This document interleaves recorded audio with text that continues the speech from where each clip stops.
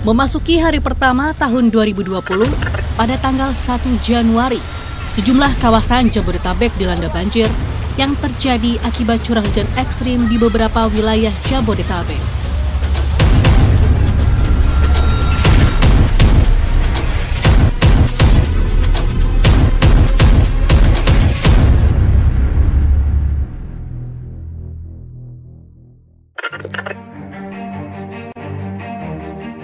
Data dari Badan Meteorologi, Klimatologi, dan Geofisika menyebutkan curah hujan tanggal 1 Januari 2020 merupakan curah hujan tertinggi selama 24 tahun di Jakarta berdasarkan data tahun 1996.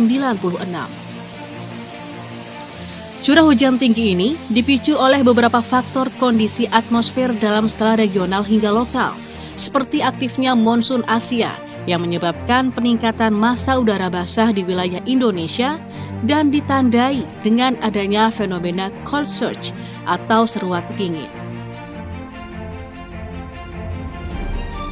Kepala Badan Nasional Penanggulangan Bencana (BNPB), Letjen Doni Monardo mengatakan, 7 kelurahan dari 4 kecamatan di DKI Jakarta dilaporkan terendam banjir.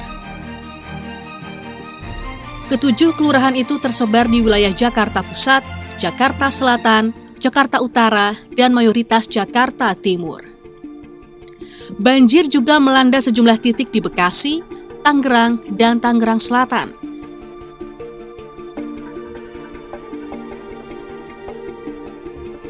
BNPB menyampaikan jumlah terdampak banjir wilayah Jabodetabek dan Lebak mencapai 155.190 kepala keluarga atau 511.471 jiwa. Adapun korban meninggal dunia akibat bencana tersebut sebanyak 67 jiwa dan korban hilang 1 orang. Sementara itu, jumlah pengungsi sebanyak 3.865 kepala keluarga atau 13.993 jiwa. Curah hujan yang sangat lebat mencapai lebih dari 300 mm.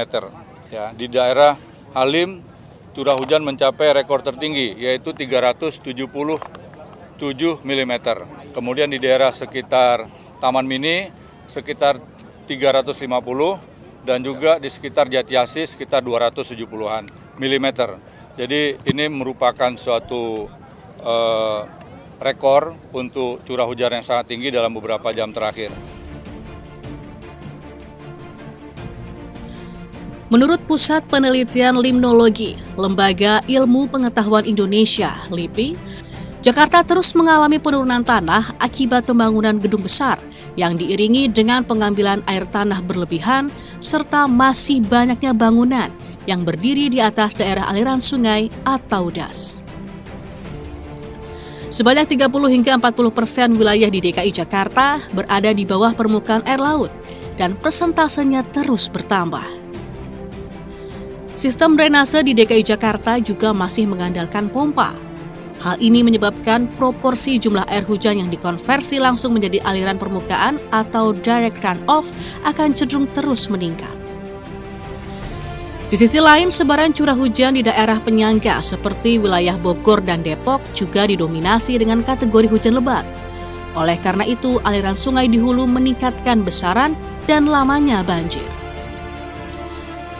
Perubahan alih fungsi lahan yang berlangsung cepat di wilayah hulu juga menyebabkan kemampuan daya resap sistem das di Jabodetabek terhadap air hujan menjadi menurun. Nah, yang perlu dilakukan di hulu itu, jadi bagaimana yang meresap ini ditingkatkan, ditingkatkan sehingga yang mengalir ke Jakarta dalam bentuk runoff itu dikurangi gitu. Misalkan dengan sumur resapan gitu. Tata ruang yang belum mengacu pada risiko banjir turut berperan dalam banjir awal tahun 2020. Pemerintah daerah maupun pusat harus segera mengambil langkah taktis untuk mengatasi persoalan banjir di Jabodetabek. Sehingga perlu adanya penataan di sepanjang bantaran di 13 sungai yang ada, baik dengan metode normalisasi maupun naturalisasi atau dengan perpaduan keduanya. Faktor utamanya adalah perubahan tata ruang kota ya. Artinya kita melihat bahkan dalam 25 tahun terakhir ya, tidak terjadi perubahan tata ruang kota yang lebih baik. Tetapi justru banyak yang dulunya daerah-daerah resapan, air ya, dulu bahkan berupa ruang terbuka hijau, rawa-rawa, bahkan ada yang bekas situ, yang kemudian diuruk menjadi pemukiman. Untuk semakin meminimalisir dampak banjir di masa depan, Pemprov harus segera menambah daerah resapan air atau ruang terbuka hijau (RTH) yang masih minim di wilayah Jakarta dan sekitarnya. Pasalnya, luasan ruang terbuka hijau di Jakarta terus menurun. Dari 37,2% di tahun 1965 dan saat ini hanya mencapai 9,8%. Padahal ruang terbuka hijau di kota idealnya berjumlah 30%. Pasca banjir di awal tahun 2020, Presiden Joko Widodo secara sigap memberikan 4 instruksi dalam menyikapi banjir yang terjadi di Jakarta dan sekitarnya. Presiden menginginkan keselamatan warga menjadi prioritas utama. Setelahnya baru menanggulangi dampak-dampak banjir. Ini adalah yang berkaitan dengan keselamatan warga. Dinomorsatukan, jadi BNPB, pemerintah provinsi, SAR, semuanya harus segera bergerak bersama-sama untuk memberikan rasa aman, memberikan keselamatan pada warga yang terkena bencana banjir. Yang pertama. Yang kedua, yang berkaitan dengan normalisasi untuk fasilitas-fasilitas umum, karena ini sudah masuk di Jakarta, sudah masuk ke Halim, beberapa sudah masuk ke tol Cikampek, kemudian juga di beberapa objek vital. Saya kira ini harus segera dinormalisasi sehingga fungsi-fungsi itu kembali menjadi normal. Agar kejadian banjir besar tidak terulang lagi di Jakarta dan sekitarnya, saat ini pemerintah berjibaku membenahi permasalahan mulai dari hulu hingga hilir. Berbagai cara pun dilakukan, mulai dari membuat bendungan, melanjutkan kembali normalisasi yang sempat terhenti, hingga naturalisasi.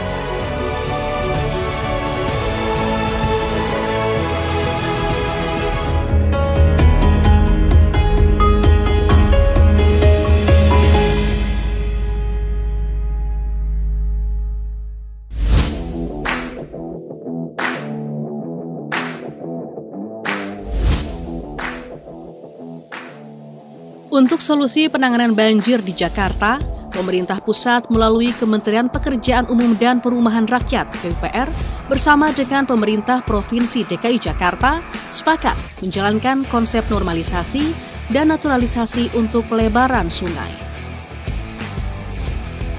Menurut pengamat tata kota Nirwono Yoga, perpaduan metode naturalisasi dan normalisasi adalah solusi terbaik dari pemerintah.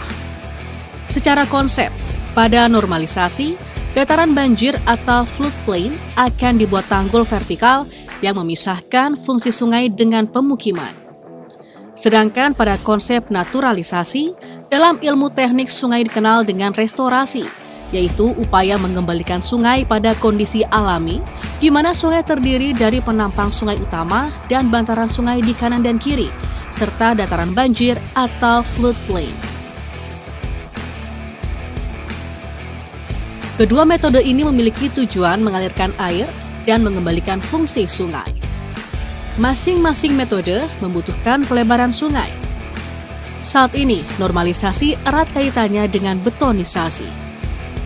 Normalisasi dapat memperlebar, meningkatkan kedalaman aliran atau memperhalus permukaan sungai agar kecepatan dan kapasitas debit meningkat. Dikarenakan ketersediaan lahan yang terbatas, normalisasi dilakukan dengan membuat tebing sungai tegak atau hampir tegak.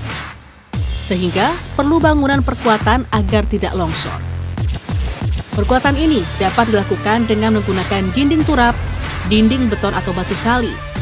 Jadi, saat ketersediaan lahan terbatas, peningkatan kapasitas alir sungai dapat dilakukan dengan cara normalisasi sungai. Maka yang dilakukan adalah perpaduan antara normalisasi dan naturalisasi. Misal dengan pendekatan sebagian itu di pil beton, tapi sebagian diupayakan tetap dihijaukan. Dengan demikian, kita tidak perlu memperdebatkan apalagi memilih salah satu, lebih baik itu dipadukan secara harmonis. Pada dasarnya, prinsip untuk mengatasi banjir sungai adalah di bagian hulu menahan sebanyak-banyaknya air untuk mengurangi air yang mengalir ke hilir agar sungai masih mampu untuk mengalirkannya. Sementara itu, di bagian hilir memperlancar aliran air agar banjir segera mengalir ke laut untuk menghindari terjadinya luapan air di sungai. Ada beberapa cara untuk menahan air di bagian hulu daerah aliran sungai dalam upaya mengurangi air yang mengalir ke hilir, yaitu membuat tampungan air dalam bentuk bendungan, waduk, situ, embung, atau bentuk tampungan air lain. Saat ini Kementerian Pekerjaan Umum dan Perumahan Rakyat sedang membangun 2 bendungan sebagai bagian dari rencana induk atau master plan pengendalian banjir dari hulu. Kedua bendungan itu adalah Bendungan Sukamahi dan Bendungan Ciawi yang berlokasi di hulu Sungai Ciliwung, Kecamatan Cisarua, Kabupaten Bogor, Jawa Barat. Progres konstruksi bendungan per Januari 2020 telah mencapai 38,9%. Pembangunannya saat ini meliputi pekerjaan bendungan utama yang terdiri dari galian tubuh bendungan, bangunan pelimpah yang saat ini masih dalam proses pembebasan lahan, dan lainnya. Kedua bendungan ini direncanakan beroperasi pada akhir tahun 2020. Kedua bendungan ini merupakan bendungan kering atau dry dam, masing-masing mempunyai daya tampung air yang besar, yaitu Bendungan Ciawi mempunyai volume tampung 6,45 juta kubik air atau mampu menampung 365 meter kubik air per detik. Sementara Bendungan Sukamahi memiliki volume tampung 1,68 juta meter kubik atau 56 meter kubik air per detik. Bendungan ini juga berfungsi memperlambat laju air menuju Jakarta. Caranya yaitu air akan ditampung oleh kedua bendungan terlebih dulu, kemudian dialirkan menuju Bendungan Katulampa. Dengan cara tersebut, maka air yang mengalir ke Katulampa menjadi lebih lambat dan semakin sedikit. Setelah tiba di Bendungan Katulampa, air akan dialirkan menuju ke Jakarta secara bertahap. Tadi prinsipnya dia kebalikan dari bendungan biasa. Kalau bendungan biasa itu menampung sebagai reservoir pada waktu musim hujan, kemudian digunakan pada waktu musim kemarau. Musim kemarau kan sungai kering nih. Nah, disitulah disuplai dari waduk, kira-kira dari bendungan. Tapi kalau dry dam ini kebalikan karena fungsinya sebagai pengendali banjir. Dia justru pada waktu musim biasa dikosongkan. Nah, pada waktu ada hujan besar dia menampung, menahan air lah kira-kira gitu supaya tidak cepat ke hilir kira-kira gitu. Di penanganan banjir bagian hilir, pemerintah juga fokus menyelesaikan normalisasi Kali Ciliwung yang berlokasi di Jakarta Outer Ring Road, Jor, hingga Manggarai, serta menyelesaikan sodetan Sungai Ciliwung ke Kanal Banjir Timur untuk pembenahan bagian hilir.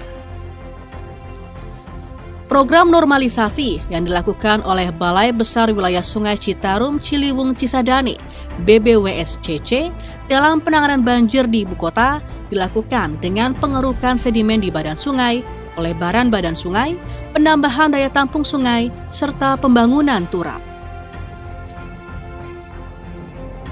BBWS Ciliwung Cisadane mengakui belum dapat merampungkan normalisasi Sungai Ciliwung hingga 100% akibat terkendala pembebasan lahan. Panjang Sungai Ciliwung di wilayah DKI Jakarta yang rencananya akan dilakukan normalisasi sepanjang 19,9 km dengan rencana pembuatan tanggul 33,69 km, namun realisasi untuk normalisasi sungai baru mencapai 16,19 km, sehingga debit yang bisa dialirkan sekitar 300 meter kubik per detik.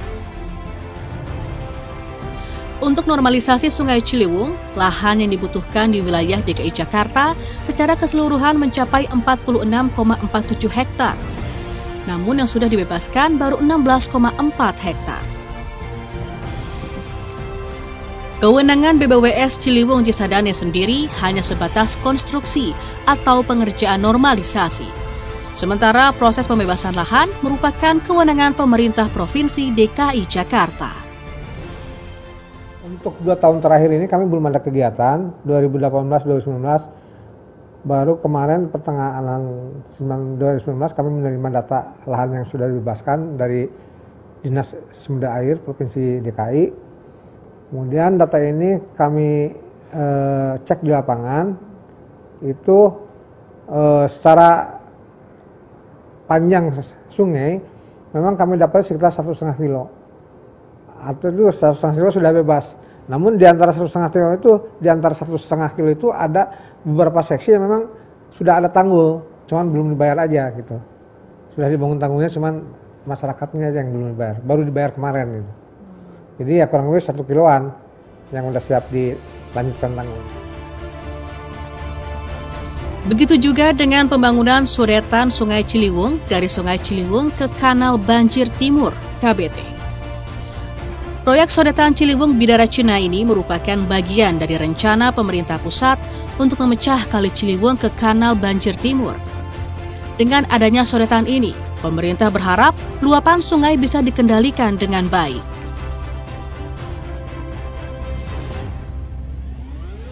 Bangunan sodetan ini diprediksi mampu mengalihkan debit banjir Sungai Ciliwung ke KBT sebesar 60 meter kubik per detik. Proyek sodetan ini mencapai panjang 1.260 meter. Kini progresnya baru 54% atau 620 meter.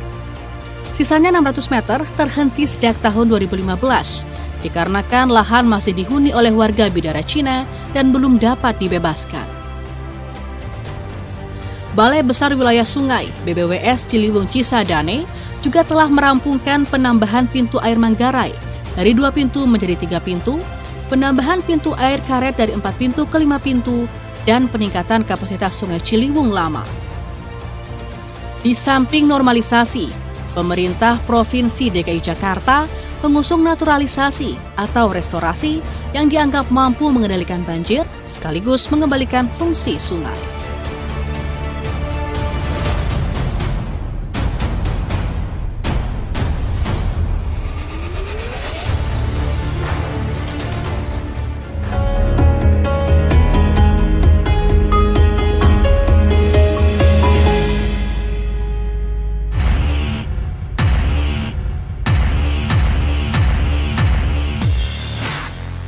Gubernur DKI Jakarta Anies Baswedan pada 1 April 2019 menerbitkan Peraturan Gubernur DKI Jakarta Nomor 31 Tahun 2019 tentang pembangunan dan revitalisasi prasarana sumber daya air secara terpadu dengan konsep naturalisasi. Maksud dari konsep naturalisasi yang diatur dalam Pergub Nomor 31 Tahun 2019 tersebut dalam pasal 1.11 berbunyi, konsep naturalisasi adalah cara mengelola prasarana sumber daya air melalui konsep pengembangan ruang terbuka hijau dengan tetap memperhatikan kapasitas tampungan, fungsi pengendalian banjir, serta konservasi. Kemudian dalam pembangunan prasarana sumber daya air sebagai fungsi pengendalian banjir dilengkapi dengan ruang terbuka hijau sebagai sarana berkembangnya ekosistem prasarana sumber daya air dan tempat berinteraksi masyarakat. Gubernur Anies berpendapat pelebaran sungai menjadi sia-sia jika tidak ada upaya mengendalikan air ke kawasan pesisir. Kalau volume air yang masuk kawasan pesisir bisa dikendalikan, insya Allah kita akan terbebas dari banjir. Tapi selama kita membiarkan air mengalir begitu saja, selebar apapun sungainya, maka volume air itu akan luar biasa. Mengapa? Karena makin banyak kawasan yang digunakan untuk perumahan. Sehingga di tempat-tempat itu air pun mengalir ke sungai. Jadi karena itu kita berharap nanti ada langkah cepat untuk penuntasan pengendalian air sebelum masuk ke kawasan pesisir.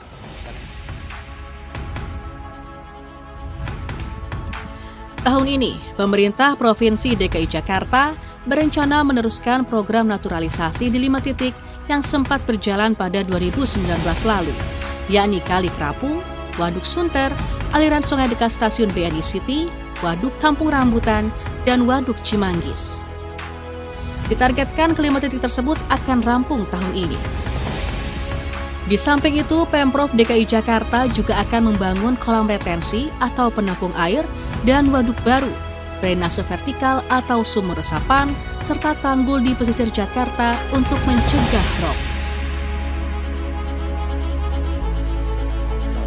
Cara pertama itu dia akan meresap ke dalam tanah apabila kemudian ya ada pohon-pohon, ada hutan dan tanahnya punya kemampuan meresap air yang tinggi. Sisanya tadi dia akan melimpas. Ya, biasanya di daerah yang banyak vegetasi, yang meresap itu jauh lebih banyak dari yang melimpas. Ya, kalau di hutan yang sangat bagus itu ya bisa mendekati 95% yang meresap, hanya 5% sampai 10% yang melimpas.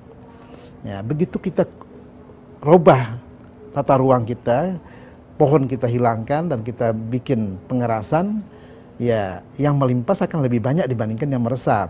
Nah, saluran yang ada, sungai atau kemudian situ itu kan tidak membesar dengan bertambahnya usia bumi kan.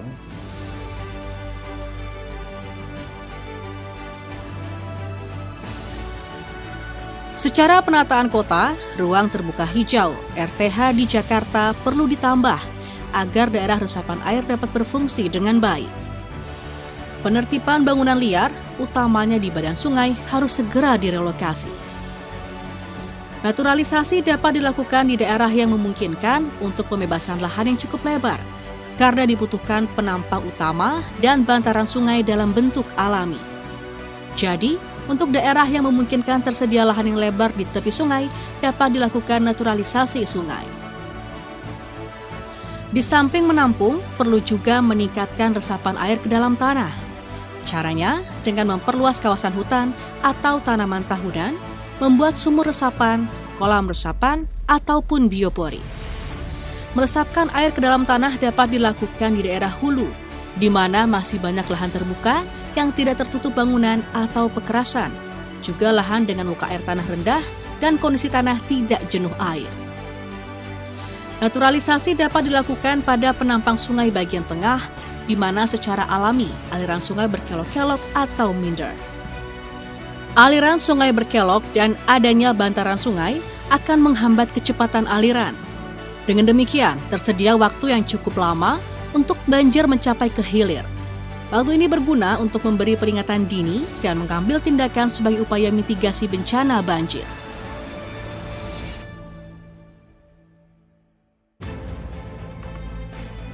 Bencana banjir tidak dapat ditanggulangi hanya dengan satu cara, melainkan banyak cara yang harus dilakukan bersama dan terintegrasi. Di antaranya adalah bendungan atau tampungan hulu segera dibangun atau diselesaikan. Perbanyak resapan air di hulu, normalisasi dan naturalisasi dilakukan di lokasi yang tepat, mengeruk waduk atau bozem di hilir, membuat tampungan hilir, membangun pompa dan pintu air, memperbaiki saluran drainase, serta mengeruk sedimen dan sampah di dalam sungai dan saluran. Selain itu, partisipasi masyarakat sangat diperlukan untuk tidak membuang sampah ke sungai dan saluran drainase, serta tidak menempati lahan yang merupakan tempat aliran air.